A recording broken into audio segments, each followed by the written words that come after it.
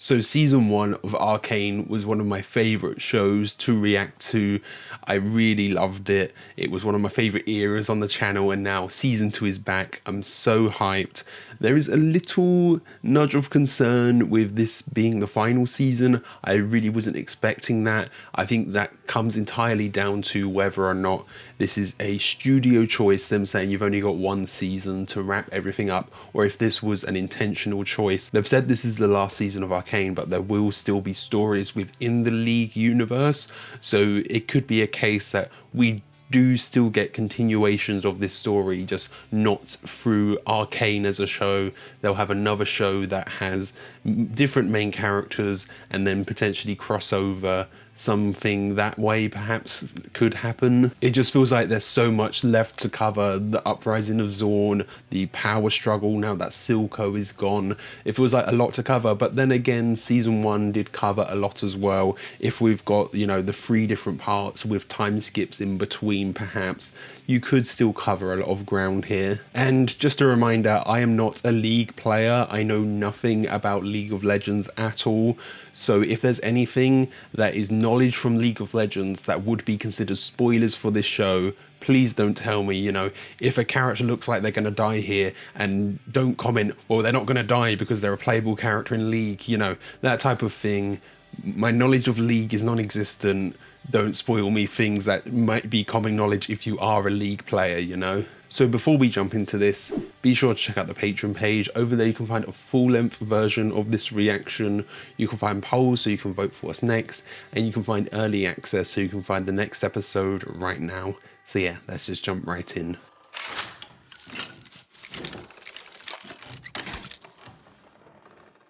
Oh, just it being a record player, gotta make sure to keep my ears out for music, because I never realised all of the big artists that were in season one when I first watched it.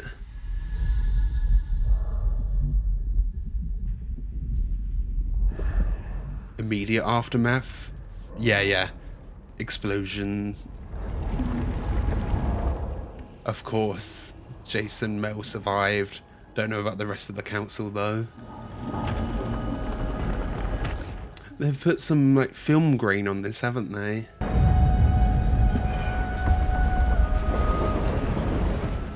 Oh yeah, fragments of the rocket. It's okay.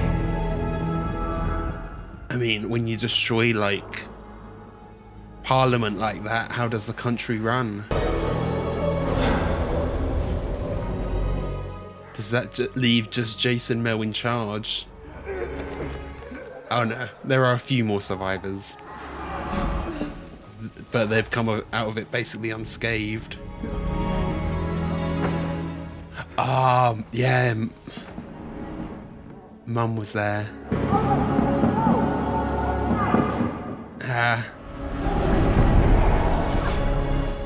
Exactly what Amadessa wanted. She's pining for war anyway, isn't she? And then Victor.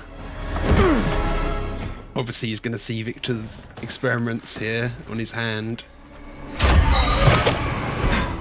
Oh, expose him to more, yeah. That makes sense. I can't remember how much Jace knew about Victor's experiments on himself. It feels like it's going to fuse into his heart.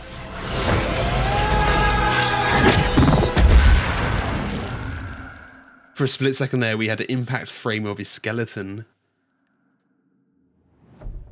Oh, and then we jump right in. Okay. New opening? I wasn't sure if it would be a new song. New visuals, at least. Okay. It is still Enemy. Oh, it does sound like a little bit of a remix. Ooh, hands encroaching on metal. That feels like freedom fighter with a flag. She's taking up the lead. Ooh, Cait, but with, it's like the shadow of a crown. That must be something from the game Victor with a mask. Okay. Jace reaching for the light. reaching for goodness. Oh, look at the sketchiness on the sides. Yeah. Oh, almost watercolor. That's cool. Yeah, Vi knows. Maybe Jinx is too far gone now.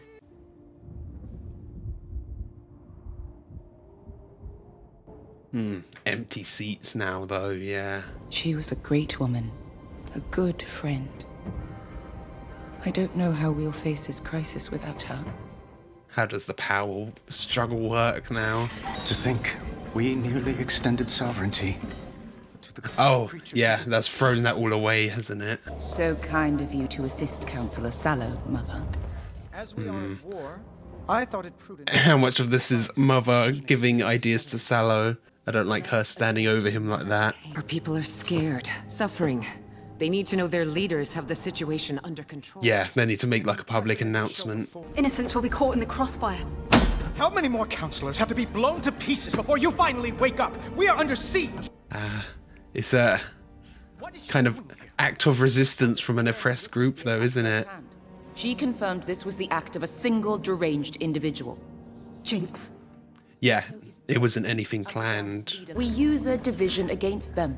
Pin the attack on Jinx. Post a reward too substantial to ignore.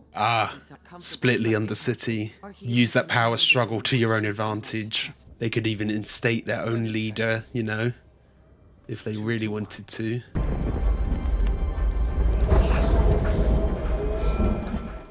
Feels like Sallow might be a bit of a bigger character this season, or at least his influence. I had the shot.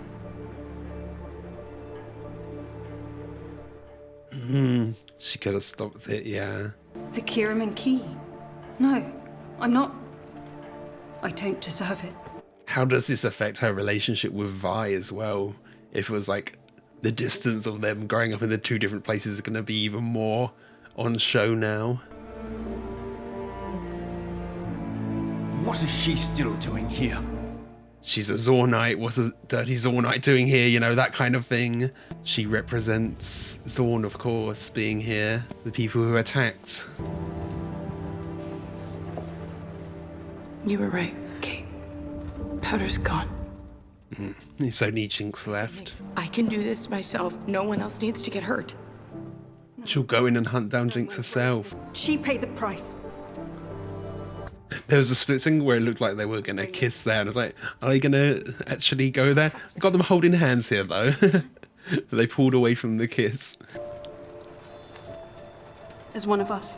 I watched them kill my parents. Yeah, how can you become an enforcer after that? Oh. Watch it. Could this be someone we know?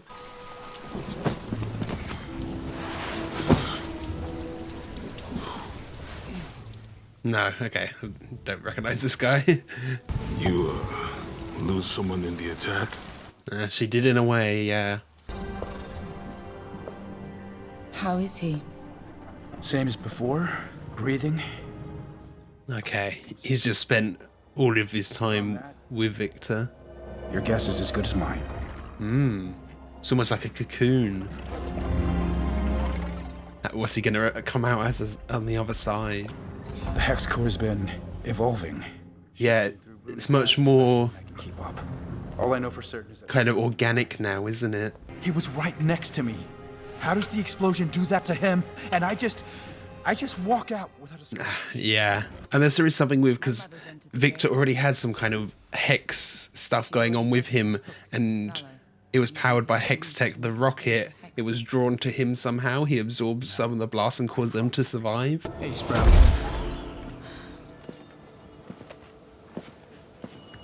How'd you find me? Oh, look at this landscape. Yeah, the colours, the purple and the Anna green. and I used to come here when we needed an escape.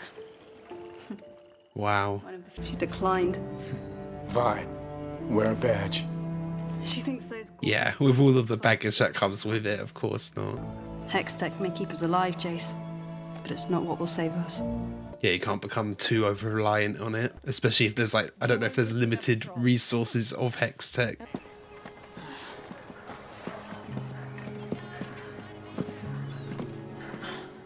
Is that Marcus's daughter? You're something of a legend amongst the enforcers. Caitlin made quite a scene at the station. Or am I guessing that completely wrong? I'm glad you're joining up. Oh, the word is that she's joining.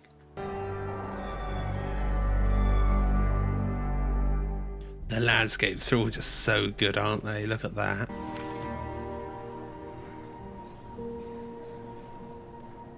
Ah, this is a declaration of war, yeah. Been very Piltover focused so far, actually. We haven't seen anything of what's happening in Zorn. Oh, okay, that's mysterious. To behold so many, joined together not by birth or dictum, but Yeah, who is this? Is it someone sneaking in? our hope, our curiosity. Yeah, he seems suspicious as well. There's some plot here. Doesn't look like it would be Jinx.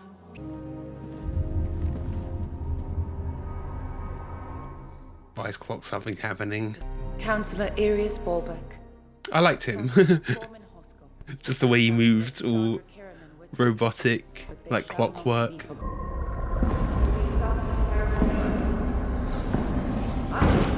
Ah, that could just be a bomb. Or a weapon? Awful, isn't it? He's just going up on the stage. The security, what's going on? Yeah. I mean, he looks like security though, doesn't he? Oh, didn't shoot her. Hit her first. We're not going to lose Mel here. Ooh, it was only a flare. None of you are safe! Is it just a scare tactic? They're not actually here harming anyone. No, okay, there we go. Let's say that as she rips someone in half. But yeah, it's to show that they're not safe. Both states are weakened. Okay, launching them right in.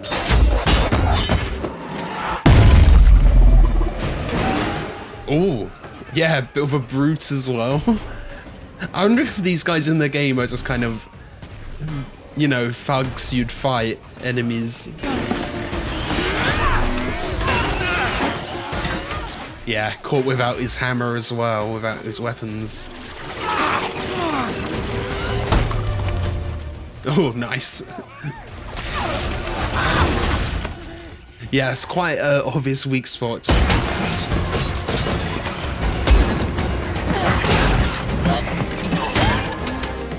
Now, yeah, like, who orchestrated this, though? Because there isn't, like, a clear leadership down in Zorn anyway now as well. Of course. They're doing well without any hex tech at all. Get the counselors out of here. I have an idea. What are you doing? If she comes in and saves Maddie, Maddie's gonna love her even more.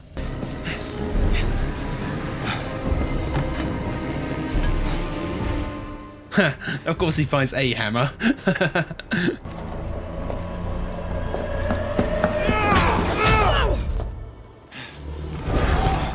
That's not gonna fully do it. Ooh. On his back. I mean, that is bad, but not enough to kill him. This guy's just huge, isn't he?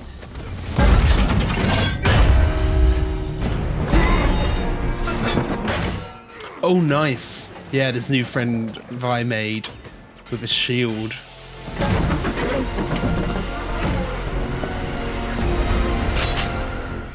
I'm assuming he's a kind of maybe a tank in the game.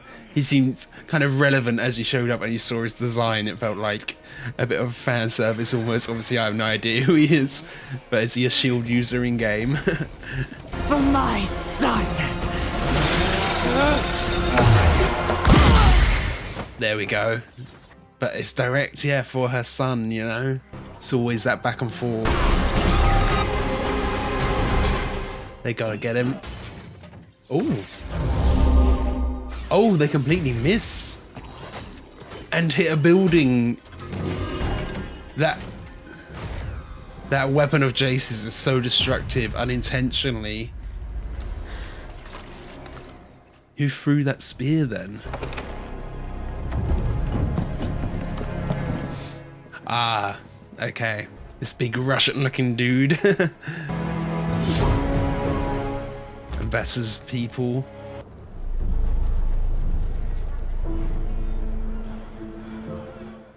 I was wondering if that was going to be it for the episode there, actually. I feel like we can't not go with a tease of what's happening in Zorn. A memorial? What kind of animals? She keeps dehumanizing them, though. None of this is on our terms. Maybe you should change that. Well, I don't know how. That's the entire history. I know you doubt the merit of your birthright, Caitlin. You're a Kiraman. Yeah, we were seeing some of the Kiraman ancestry there. Ooh. Okay, Plague Dr. Masks. How much info does the Kiraman have? Oh, again. We saw that kind of crown shadow from her, and there it's like a monster projected onto her. I thought we took every measure to secure it. They must have had help from someone up here. Oh, there's a traitor. Oh, and it cuts straight to her mum, yeah.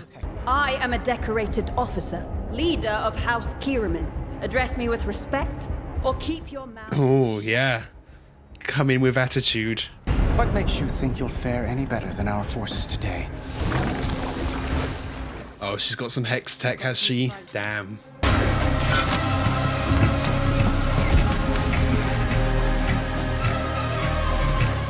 It's like a special task force, almost hex tech powered. And Vi is here.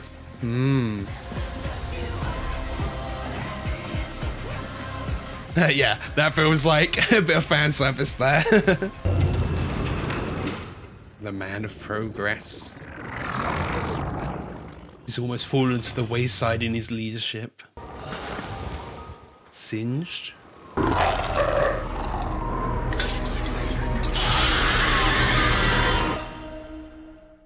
Huh, going after some animals there. Okay, so that was Arcane Season 2, Episode 1. We jumped right in where the last season finished, the aftermath of Jinx's attack there. We lose most of the council. It's literally just Jace, Mel, and Sallow who survive. But now there's a bit of a power struggle. There's going to be a power struggle in Piltover and in Zorn. How do they react? What are the consequences of this? And we're seeing they're going to be invading Zorn. Caitlyn leading the charge here. I'm very concerned with Caitlyn. This isn't looking good on her end. And of course we have the likes of Ambessa, who is potentially egging on this war as well. She has some ulterior motive here too, which we've known anyway. Like, we had Mel say, hey, there could be a mole here, someone helping Zorn, and it cuts straight to Ambessa. And I'm thinking, is she helping Zorn somehow? She helped facilitate this attack to anger Piltover even more, to push for an invasion, because they weren't quite ready to after the initial attack, after Jinx's initial attack. And then it's oddly convenient that she randomly shows up just before people are going to die with that spear and comes in and saves the day. I don't know what her overall motive would be, if there's some sort of Noxian motive here where you take out Zorn and Noxia takes over, or Piltover is such a threat to the Noxians because it's so powerful with the Hex tech, it's become a real economic power. She wants a slice of that pie. You can't have another world superpower show up and be outdone. You need to go in and meddle with their politics. And like, speaking of the going in and meddling with their politics, when they were talking about what do they do about Zorn, they were saying, hey, there's this power struggle, now is the time to strike, there isn't a leader. I was thinking, could they implant their own leader who, you know, this is a kind of classic imperial tactic, what America does. They go in and they plant their own leader, they influence the politics to get who they want elected, who will work best for Piltover, you know? The political allegories to real life, the kind of imperialism and everything here is working really great. You can see the reflections to real life clear as day, can't you? And what I think we're seeing here is Jinx's attack is the 9/11, it's the October 7th of this world. It's this unequivocally atrocious attack that was performed by, you know, a group of people, or in this case just an individual with Jinx, and it's going to be met with an overreaction that is going to cause even more death and destruction of innocent people, and it's going to be a disproportionate retaliation that kills people who had no involvement in it at all. And when I'm seeing Cait here, I'm getting really worried about her calling Zornite animals, this dehumanization. Once you start to dehumanize a population like that, that just leads to fascism. It leads to disasters so quick. We're only seeing it on an individual level with Cait here, but if it becomes, you know, a trend within Piltover to refer to Zornite as animals, to dehumanize them, to strip them of their humanity, that's not going to lead to anything good. And like when we're seeing her in the OP, she's like got her head in her hands, and the background, the fingers almost make a crown, but it almost looks like the silhouette. It's not just a crown, it's like almost a monster. It's giving kind of like Ice Queen or something like that. And then when she's looking through the Kiriaman archives, there's this projection of this like sketched monster onto her. Now again, if there's anything from the game, don't tell me. But if it was like we're seeing her devolve, I don't know if she'll turn into a full monster, or if it's just like symbolic that she's becoming a monster. She's losing herself to this rage, to this grief that she has here. And you know, her going through the Kiriaman archives like that as well, it does make me wonder just how involved politically, systemically the Kiriaman family actually are. Does Caitlyn represent something more here, you know? How did the Kiriaman family get their power, get their profit? Have they been profiting off of the extortion of Zorn, off of the misery of Zorn? How does that all tie in, you know? Obviously, Caitlyn had nothing to do with that if that's how they originally got their money, but she can still represent that. And I think it was quite clear as well, Ambessa, she had some influence over Sallow there. She's the one who wheeled him in. She was like standing over him in the background, imposing over him. It feels like she had planted some of those ideas in his head about this invasion. And then forgive me a little bit, it's been a while since I've seen season 1, so I saw Maddie here, and she did have some resemblance to Ren, who is Marcus's daughter, you know, the ginger hair with the bangs. There was a bit of similarity there, and that might be intentional. There'd be some similarity in their looks, but obviously she referred to the sheriff instead of like referring to her dad, and I don't think it quite lines up timeline wise. Ren would still be quite young here. I'm just trying to remember if it was pre or post time skip, the moments when Silco was kind of threatening Ren, and I think it was post time skip, not pre time skip, so the timeline of that wouldn't work out anyway, but it could still be an intentional choice that there is some resemblance there. And of course here we're seeing the cycle of violence, Jace's actions coming back to haunt him. You know, this wasn't just a completely random attack. This was the mother of the child that Jace killed in season 1. Even it being accidental, there's still going to be consequences for that. He still represents Piltover. He is the ambassador for Piltover, and he killed a child in Zorn. And of course, that's going to cause some backlash. That's going to cause quite directly the child's mother to come along and try and attack. This isn't completely unprovoked. And we're seeing, Caitlyn trying to justify invading Zorn because of her mother dying and people she knows dying. And that's exactly what's happened to this woman whose child had died. It's a complete mirroring there. The cycle of violence just continues. They are both using the exact same justification, aren't they? And then we've seen very little of Zorn this episode. All of the events we've seen have taken place within Piltover. And that's probably intentional. We will probably go there next episode. Episode 1 of the season 1, it all took place from Powder and Jinx's perspective. And then when we went into episode 2, we got some of Jace's and Victor's perspective from the other side of the door, the other side of that explosion. And I imagine we might get the same here. And we'll go into the Undercity and maybe see the planning of this attack that happened, potentially see Ambassador's influence there. We'll probably get the mirroring perspective the next episode, or if not, quite soon. And then Vi becoming an enforcer, something that represents, the people who killed her parents. It represents her own oppression, but she's kind of forced into it here to be able to go and get Jinx. Her hesitancy at the start makes complete sense because symbolically that badge represents her own oppression. But I think this just isn't going to go down well if Jinx sees her wearing the badge as being an enforcer. Is going to be even more of a betrayal. And even other people within Zorn, if they see her and the people that know who she is you're a traitor, you're a class traitor. That's the way they're going to interpret it, isn't it? And of course, the visuals here are amazing as always.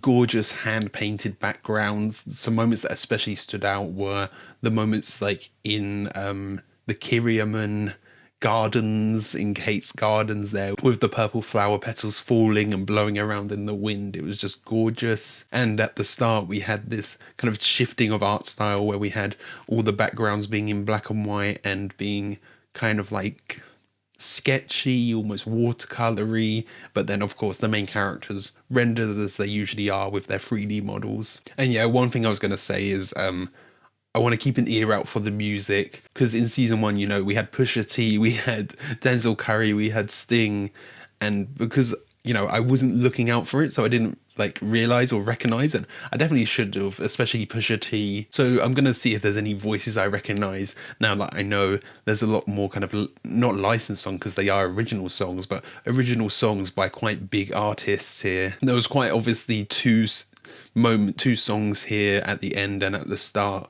but they weren't voices I recognised. Maybe they were names I'd recognise. Okay, so I think that's everything. Thank you for watching. I hope you enjoyed this. If you did, be sure to leave a like, comment your thoughts down below, and if you really loved it, be sure to subscribe so you can catch the next episode whenever it's uploaded. So yeah, thanks for watching. I'll catch you guys later.